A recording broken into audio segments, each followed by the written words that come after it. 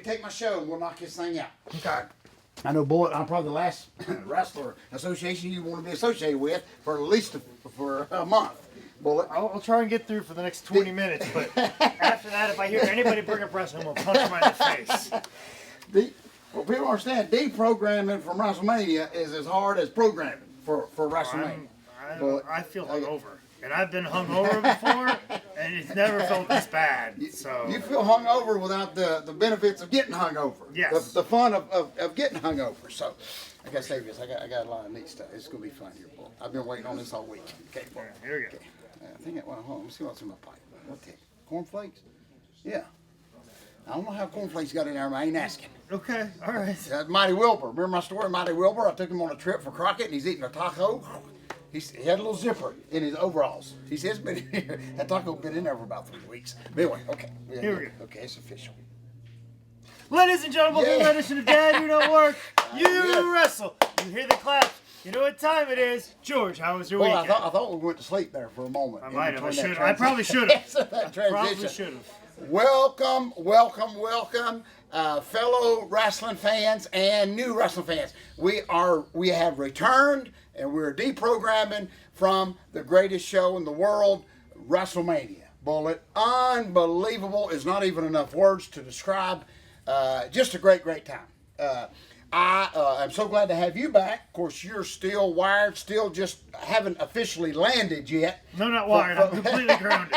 Like I feel like I've been buried. And I got to be very cautious here, even though you love me, not to mention wrestling too much, because I could get punched, which is understandable. I'm pretty sure Shane McMahon feels better physically than I do right about now. Folks, y'all really don't even have a clue. I wish y'all could have been here when we actually loaded up a few days ago.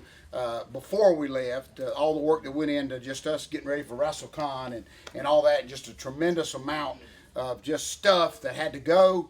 And of course, a lot of it, thank you, great fans, was left. But then, of course, we had just unloaded a truck here, and just a lot of production stuff still coming in. Just a big. It's almost like you get pumped up, Bullet, all year for that one event, and then it just takes you almost like another year to get deprogrammed.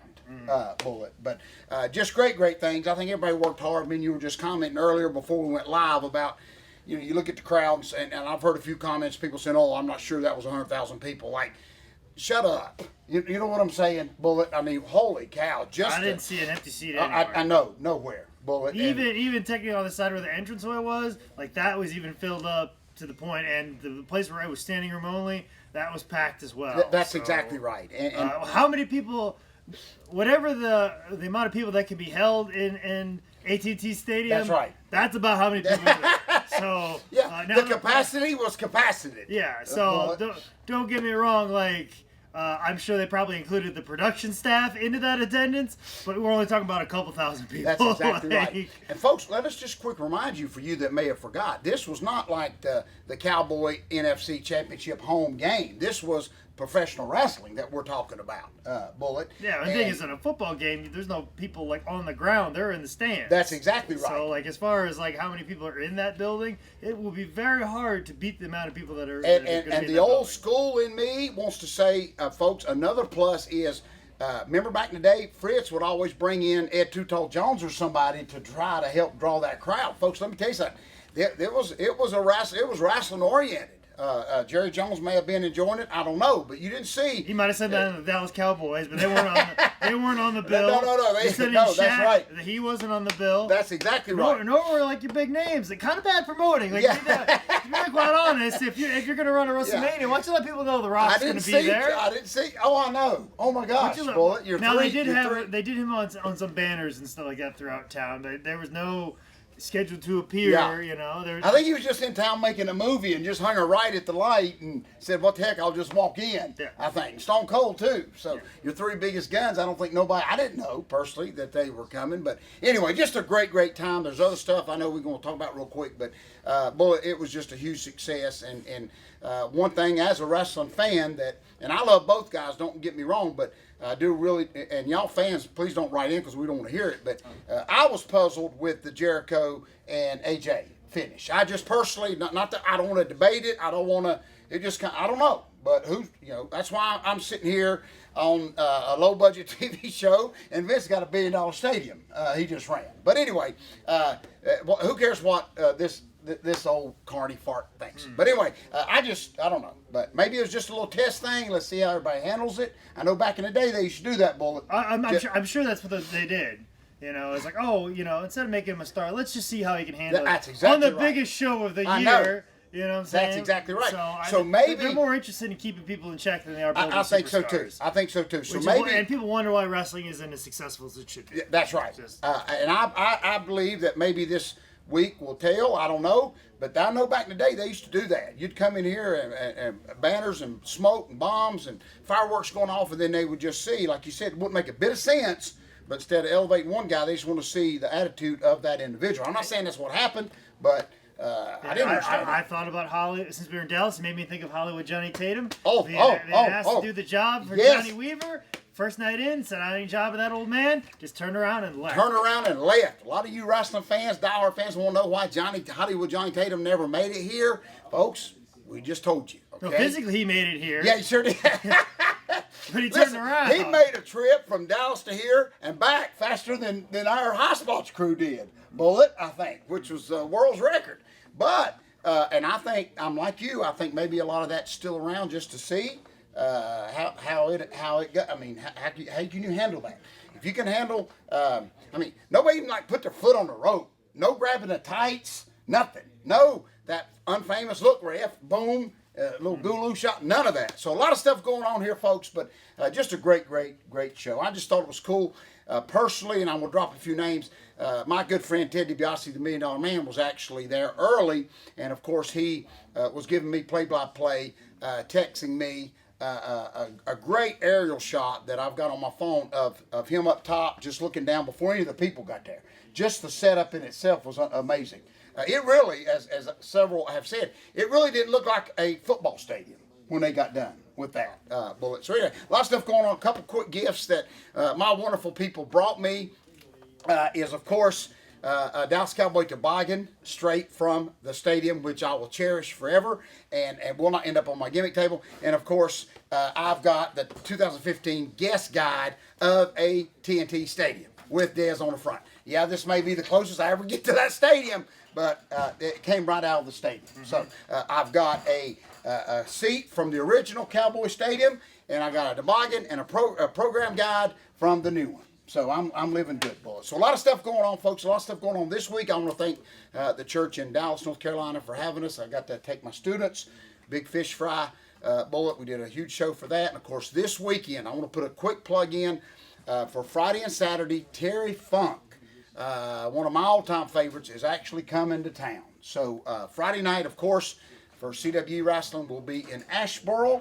And then, of course, the huge event Saturday in Knoxville at the National Guard Army. Terry Funk will be in town, and I'm very excited about getting to hang out with him for 2 days. I don't know how he feels about that with me. But he's having Saturday morning, he's having a huge training seminar, and I know, Bullet, you've always encouraged anybody, if you can better yourself, to just being part of that. I don't care if you're manager, referee, valley, or whatever, just to have that experience this close to home is what I'm saying. So anyway, with all that being said, Bullet, I know we got a lot going on, but we have a very special Idiot of the Week. Oh, and Bullet, drum roll, please. Before we use that, just for this special edition, I get rid of the cornflakes. I have a special bag, and you'll know why when I tie all this together. Notice the size in the bag, okay? This will be the Idiot Bag of the Week, okay? Just the size. I'll tie all this together, okay? This is a special edition here. All right, folks, everybody knows that when we're at a wrestling show, how pro wrestling is cutthroat, Bullet, and nobody cares about nobody. So anyway, this past weekend, of course, Saturday night, I was working for those great people in Drexel, NAWA, Jason Freeman, all them up there, and I'm at my gimmick table. A gentleman, a grown man, walks up to me, and he said, "Who's in charge of this building?" And, of course, my natural reply is, "Why?" He says, "I'm with Micro Midget Wrestling, okay? And I need a phone number on this building."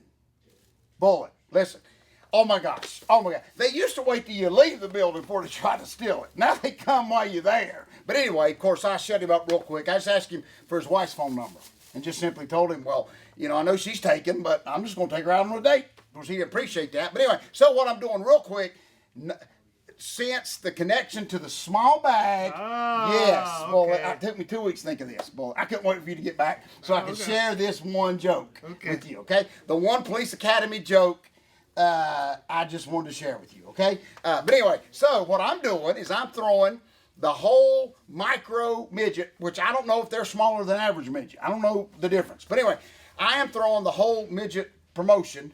Of course, notice that I waited to see if I could get a booking out of it before I throw them an idiot bag. I don't think they're going to be using me for the midget show. So anyway, just the boldness of those guys coming in there. And I guess, so look, I'm looking for micro midget wrestling to be in Drexel pretty soon. But anyway, so what I'm going to do here, Bullet, before we get off there, notice the small bag, we're filling it up, is full of micro midgets.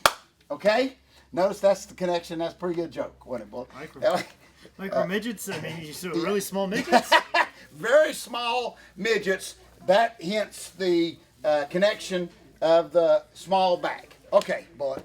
That kind of didn't go over the way I wanted. Kind of like bombing on the. I just walked out in the improv and I rubbed the piece of wood and I still bombed, Bullet. But still, I appreciate you for I understanding. should have gave you the joke and let you. I think you should have taken that around the open mics and workshop that a little bit before you went on stage at the Comedy Store. I mean, at least do it in the belly room first before you go to the main room with that. But you know. Yeah, I should. That joke I just told did not make the awards comedy thing here in Charlotte. It's getting cut out of the special. Yeah, exactly. Yeah, exactly. But y'all got the point. So anyway, they made the idiot of the bag of the week. But what didn't make the idiot of the bag of the week, no matter what size it is the second greatest book of all time. Oh, that's cool. Mostly because it can't fit in that bag.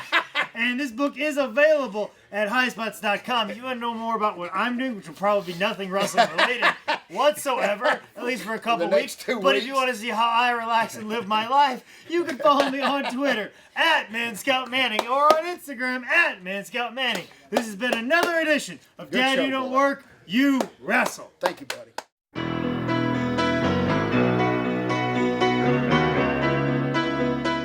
Good to have you back, boy. It's good to be back. I hope you can get some rest, buddy. Shoot, man. My next big joke I'll wait on. I'm just gonna workshop. You're gonna take it around. I gotta take it around. I can't be Sam Kinison the first night. Nobody is. Well,